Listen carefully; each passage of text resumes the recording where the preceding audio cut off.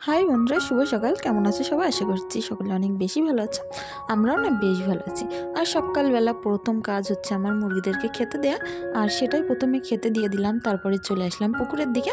আর একটা গামলার ভিতরে ছিল ঈশার কিছুটা জামা কাপড়, আর একটা গামলার ভিতরে বাসনপত্র। তার মধ্যে সিমরান হাঁড়িটাও দিয়ে গেল, অনেকগুলো বাসনপত্র। এগুলো আমাকে সকালে সুন্দর করে মেজে নিতে হবে। তার মধ্যে দেখো, এদিকে চারিদিকে রোদ ঝলমলের দিন। আর সকালবেলা যেহেতু কাজগুলো করতে একটুখানি দেরি হয়ে যাচ্ছে, আজ না ঠান্ডাটা অনেকটা বেশি আছে। তার কারণে ঘুম থেকে উঠতে উঠতে প্রায় ওরকম 6টা মতো বেজে গেছিলো। আর 6টার থেকে কাজকর্মগুলো করতেই লেগেছিলাম। আর কাজকর্ম করতে করতে যখন বাসন মাজতে চলে এসেছিলাম, তখন না কখন যে রোদ্দুর উঠে গেছে বুঝতে পারছিলাম না। অনেক সুন্দর মিটিমিটি রোদ্দুর ছিল। যেহেতু দোকানে যাওয়ার তাড়া ছিল, তার কারণে কিন্তু ঘরটা আমি আগেই সুন্দর করে গুছিয়ে ঝাঁটিয়ে নিয়েছিলাম। ঝাড়ু দেওয়া থাকলে একটুখানি মনে হয় যেন মনটা ভালো হয়ে যায়। পুকুরে বসে কাজ করতে সবার হয়তো অনেক বেশি ভালো লাগবে আমার মতো, কারণ চকচকে পানি আর চারিদিকে যেরকম রোদ ঝলমলের দিন, এরকম কিন্তু সবারই অনেক বেশি ভালো লাগে। আর তারপরে বাসনপত্রগুলো ধুয়ে রাখার পরেও দেখছিলাম বেশ আরও একটু নোংরা নোংরা লাগছিল, তার কারণে আরও একবার নিয়ে ধুয়ে নিলাম। আর ঈশার যেহেতু কিছুটা জামা কাপড় আছে, সেগুলো আমি এখন সুন্দর করে ধুয়ে ধুয়ে গামলার মধ্যে রেখে দিচ্ছে। আর যা হোক, দুটো গামলা হাতে করে নিয়ে উঠতে পারছিলাম না, কষ্ট সৃষ্ট করে উপরে উঠলাম। উঠে এখন ঘরের দিকে চলে যাব। যে জামা কাপড়গুলো কালকের ভিজে আছে, আর সেগুলো আমি এখন সুন্দর করে মেলে দেবো। আর যেগুলো কেচেছি ধুয়েছি, সবগুলো আমি এখন একসঙ্গে মেলে দেবো। এই দড়িটাই না শীতের সময় তেমন রোদ্দুর আসতো না, এখন যত গরমের ওয়েদার আসছে আস্তে আস্তে কিন্তু দড়িটায় রোদ্দুর চলে আসছে। গরমের সময় আমার উঠোনে প্রচুর পরিমাণে রোদ্দুর থাকে, হয়তো সাইডের দিকে থাকে না, কিন্তু সামনে অনেক পরিমাণে রোদ্দুর থাকে। আর এখন দেখো, উঠোনটাও কিন্তু আমি সকালবেলা একটু ঝাড়ঝুট দিয়ে নিয়েছিলাম, অনেকটা বেশি সুন্দর পরিষ্কার পরিচ্ছন্ন লাগছিল। পরিষ্কার পরিচ্ছন্ন জিনিস কিন্তু গোছানো গাছানো জিনিস সবার একটু বেশিই ভালো লাগে। আর আমরা যারা এরকম ক্যামেরার সামনে কাজকর্ম করে থাকি, ক্যামেরার সামনে কোনো জিনিস কিন্তু নোংরা থাকলে একেবারেই ভালো লাগে না। গোছানো গাছানো পরিপাটি সবারই চোখে একটু বেশি ভালো লাগে। আর তার মধ্যে ওদিকে আমি গাছগুলোয় পানি দিয়ে নিয়ে দোকানে চলে আসলাম। আর দোকানে এসেই কিছুক্ষণ দোকানে বেচাকেনা করে নিলাম। আর গ্যাসটার ওপর অবস্থাটা দেখো, যে কত জনম পরিষ্কার করি না, তার কোনো ঠিক ঠিকানা নেই। এতে ABCD লেখা যাচ্ছিলো। আর যাও, এখন সুন্দর করে আমি মুছে নেব। আর আমার এত পরিমাণে ধুলোয় অ্যালার্জি, বলার কথা নয়। সারাদিন দোকানে থাকলে না আমার পুরো কাশতে কাশতে আমার হ্যাঁচি দিতে দিতে জীবন বেরিয়ে যায়। তারপরেও কিছু করার নেই, ব্যবসা তো ফেলে রেখে আর ঘরে শুয়ে বসে থাকতে পারি না। ব্যবসাটা যখন শুরু করেছি, ভাবছি ভালোভাবেই যতদিন পারি চেষ্টা করি চালিয়ে যাই। শরীরে কতদিন পারে দেখি, সেভাবেই চালিয়ে যাচ্ছি। যাই হোক, এখন সুন্দর করে পানি দিয়ে আর একটুখানি মুছে নিলেই হয়ে যাবে পরিষ্কার। আর দুপুরবেলা যদি পারি আরেকবার তোমাদেরকে দেখাবো যে এর ওপর আরও কী অবস্থা হয়ে যাবে। দুপুর হতে হতে সারাদিন না অনেকটা কষ্ট করে এই দোকানে থাকতে হয়, প্রচুর ধুলো। সবথেকে বড় জিনিস, এই ধুলো কষ্ট দেয় বেশি। আর গরমের সময় তো একেবারে কি বলবো, মাথা ফেটে যাবে। গরমে ঘেমে যে এত পরিমাণে ঘাম ঝরে, বলার কথা নয়। কারণ ওপরে অ্যালবেস্টারের চালটা খুব নিচু হওয়ার কারণে না প্রচুর গরম হয়। দোকানের মধ্যে অনেকটা কষ্টসৃষ্ট করেই বাচ্চাদেরকে নিয়ে থাকতে। যাও, কথা বলতে বলতে এখন আমি চাটা করে নিলাম। 3 কাপ করেছি আমার জন্য, সিমরানের আর ঈশার জন্য। তারপরে ওদেরকে একটু 11টার দিকে ম্যাগি করে দিয়েছিলাম। 2টো ম্যাগি করেছি, একটু বাটার দিয়ে করে দিয়েছিলাম, দিয়ে ওরা দুজনে খেতে লাগছিল। তার মধ্যেও আমি দোকানে কিছুক্ষণ বেচাকেনা করে এসে এখন আসলাম 2টোর দিকে। আর এখনও পর্যন্ত রান্নাবান্না করতে পারিনি, স্নান করতে পারিনি। আরও বাদবাকি কাজকর্ম আছে, কিছুটা বাসনপত্র পড়েছে, সেগুলো মাজতে হবে, সকালের বাসনপত্র। বাড়িতে একরকম মেজে আসতে আসতে দোকানে কিন্তু আবার মাজতে হয়। আর 2 জায়গায় কাজ করতে করতে না আমি পুরো হিমশিম খেয়ে যাচ্ছে।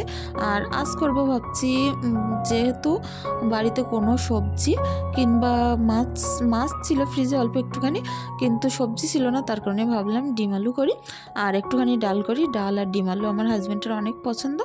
আর তারপরে আদা রসুন বাটার আজ কোনো রকম সময় ছিল না, দোকানে প্রচুর পরিমাণে খরিদ্দার ভিড় ছিল। আর সেগুলো সামলে নিতে নিতে 2টো 2:30 তো ভালোভাবেই বেজে গেছিলো। আর এখন বাটনা করার আর পেঁয়াজ আদা রসুন কাটার কোনো টাইম ছিল না। কোনো রকম পেঁয়াজটা কেটেছি আর আদা রসুনের পেস্টটা দিয়ে আজ রান্নাটা করে নেব। আর এতে যদি একটু বাটা মশলা দেওয়া যেত বেশি ভালো হতো। প্রেশার কুকারেই দিয়ে দিচ্ছি, তাহলে আমার সময়টা একটু কম লাগবে। আর সব সময় না সময় বাঁচিয়ে বাঁচিয়ে কাজকর্ম করতে হয়। আর ঈশার পিছনে যেমন টাইম দিতে হয়, সিমরানের পিছনেও কিন্তু টাইম দিয়ে দোকানেও আমাকে সামলে নিয়ে তারপর রান্নাটা করতে হয়। চারিদিক থেকে মিলে কি বলবো, আমি একেবারে কোন এর ভিতরে আছি বলতে পারবো না। আমার জীবনটা একেবারে পুরো কাজে কাজে বেরিয়ে যায়। সারা দিন পরে রাত্রে গেলে আমার কোমর আর পায়ের কি বলবে এতটা পরিমাণে কষ্ট হয়, আমি আর উঠে দাঁড়াতে পারি না।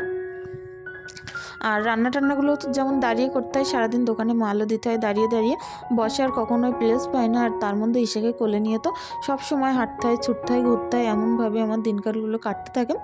আর যা হোক, তার মধ্যে আমি এখন ডাল টালগুলো সুন্দর করে ছোট্ট চামচ দিয়ে ঘুটে নিচ্ছে।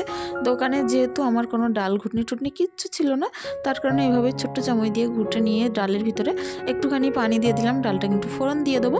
আর এই ছোট্ট চাটুইটার মধ্যে আমি পেঁয়াজ আর দিয়েছিলাম গোটা শুকনো লঙ্কা আর জিরে ফোড়ন দিয়ে সুন্দর করে লাল লাল করে ভেজে নিয়ে তারপরেই কিন্তু আমি ডালটার মধ্যে তুলে দেব। আর যাই হোক, এগুলো সুন্দর করে লাল লাল করে তারে ভাজা হতে থাকুক। তার মধ্যে ডালটা আবার কড়াটা বসিয়ে একটুখানি ফুটিয়ে নিয়ে তার মধ্যে ঢেলে দিয়েছিলাম।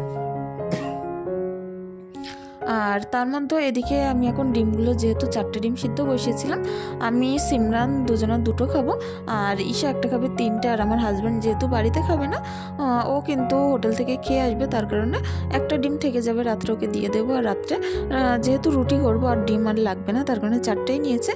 আর যেহেতু কষাটা হয়ে গেছিলো, প্রায় তেল বেরিয়ে এসেছিলো এর থেকে, তার কারণে এতে একটুখানি জিরে, মরিচ আর গরম মশলার গুঁড়ো এগুলো দিয়ে সুন্দর করে নেড়ে চেড়ে কষিয়ে নিচ্ছে। তারপরে কিন্তু এতে ঝোল দিয়ে দেবো, দিয়ে প্রেশারের 2টো একটা সিটি আবারও দিয়ে নেবো। আলু না সবসময় একটু গামাকা গামাকা ঝোল হলে ভালো লাগে, পাতলা ঝোল কিন্তু আলুর খুব একটা বেশি ভালো লাগে না। তারপরে দোকানের এই ছোট্ট স্পেসটার পিছনে, এখানেই কিন্তু বলি না সারাদিন এখানে আমাদের কেটে যায়। ঈশাকে এখন একটুখানি খাওয়িয়ে ঘুম পাড়িয়ে দেবো। আর সিদ্ধ ডিম নিয়েছিলাম, খাওয়াচ্ছিলাম, কিন্তু তেমন খেতে চাচ্ছিল না, তার কারণে আবারও একটু অর্ধেকটা ডিম খাইয়েছি আর অর্ধেকটা থেকে গেছে। আর ডাল দিয়ে ভাত মাখিয়ে তারপরে সিদ্ধ ডিমটা দিয়ে খাইয়ে দেবো। ও না শুকনো জিনিস কোনো কিছু খেতে চায় না, একটু ঝোল ঝোল বেশি পছন্দ করে। আর তারপরে খাওয়িয়ে এসে একটু 1 ফোঁটা দুধ ভরে নিয়ে ঈশাকে খাওয়িয়ে এখন ঘুম পাড়িয়ে দেবো।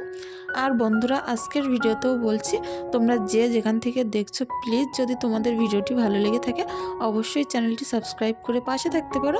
আর যদি বেশি কিছু ভালো লেগে থাকে প্লিজ একটি লাইক, একটি কমেন্ট করে দিয়ে যাও।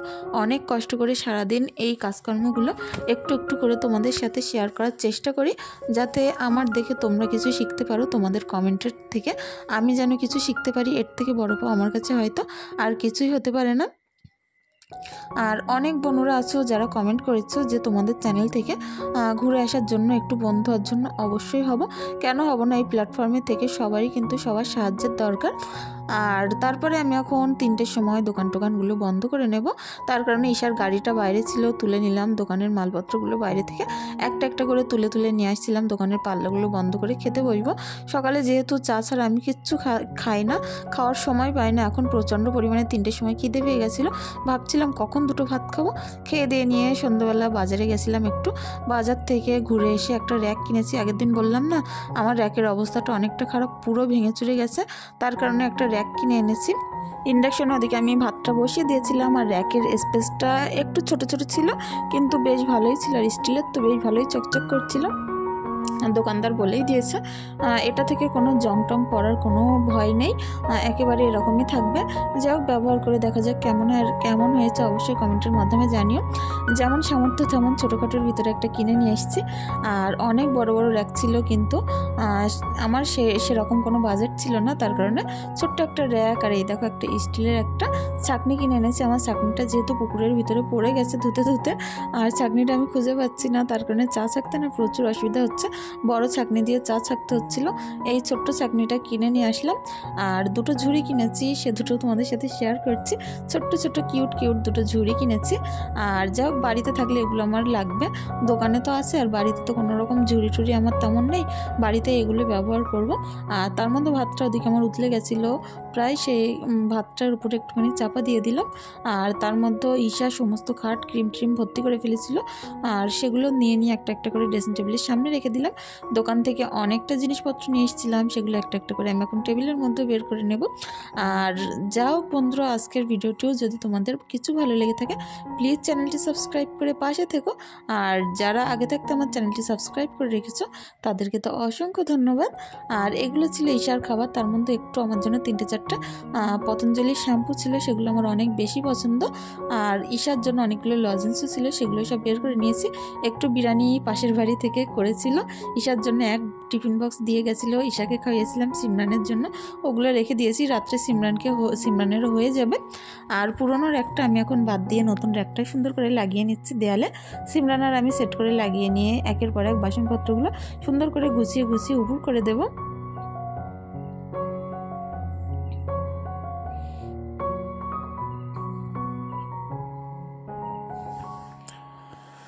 নতুন জিনিস আনলে না কোনো সময় আমার তর্স হয় না যে সেটা কখন গোছাবো, তো কখন জায়গায় রাখবো।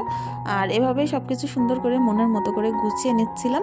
আর সংসার না সবারই একটু গোছানো সংসার যেমন ভালো লাগে, আমারও ঠিক তেমনই ভালো লাগে। আর তারপরে চেষ্টা করি যে একটু সুন্দরভাবে সব কিছু গুছিয়ে রাখতে, কিন্তু বাচ্চা কাচ্চা নিয়ে না সবসময় সব কিছু সম্ভব হয় না, একটু ওলটপালট কিন্তু হয়েই যায়। আর এখন আমি সুন্দর করে সব কিছু গুছিয়ে নিয়ে আমার কিন্তু আজ সারাদিনের কাজকর্মগুলো তোমাদের সাথে শেয়ার করলাম। মর্নিং টু নাইট রুটিন কেমন লাগলো অবশ্যই কমেন্টের মাধ্যমে জানিও। আর সকলে অনেক বেশি ভালো থেকো, সুস্থ থেকো, আমাদের জন্য একটু দোয়া করো। ধন্যবাদ। পরবর্তী ভিডিওটি আসছে আবার কাল।